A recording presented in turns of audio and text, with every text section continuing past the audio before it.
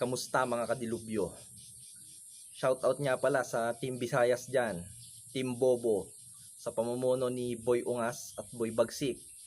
Sama nyo pa si Boy Tato at si Bad Boy ng Cebu. Yan, grupo ng mga tanga yan. So alam ko, nabalitaan na ng Team Visayas na umalis na si Billy Jack Sanchez sa Battle of YouTubers dahil hindi sila nagkaigi sa presyo. Pero sayang, kasi umalis siya. Isa pa naman siya sa dumudurog sa Team Visayas. Pero sa mga Team Visayas dyan, huwag muna kayong magpakasaya dahil nandito pa ako.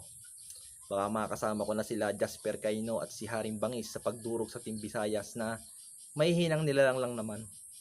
Nagtataka lang ako, bakit tingin nyo sa sarili nyo sobrang lalakas nyo na? Kapapangit nyo namang sumuntok. Wala namang ibang alam na suntok si Boy Ungas, pati si Boy Bagsik, kundi puro swing ang suntok nila. Yun lang alam nyo na pagsuntok, wala na ba kayo ibang alam? Ito naman si Bad Boy ng Cebu, ang bilis hapuin. Ano ba naman niya? Malalakas na ba kayo sa lagay nyong yan? Sko po. Oras na makapasok ako sa Battle of YouTubers, sinasabi ko sa inyo, buburahin ko sa suntok yung mga mukha nyo.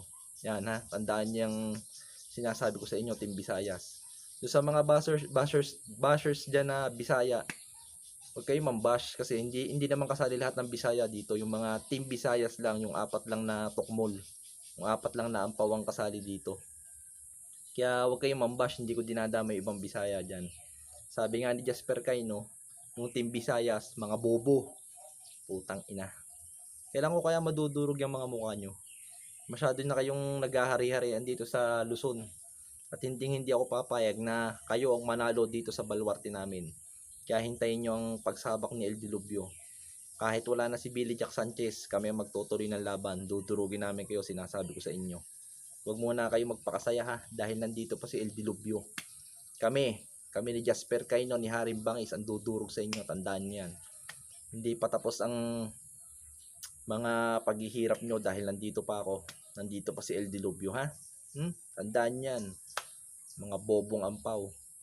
Kasasama nyo namang manuntok, pinagmamalaki nyo na yung suntok-suntok nyo yan. Suntokan to. Suntok na mga bakla. Puro swing. Sko po.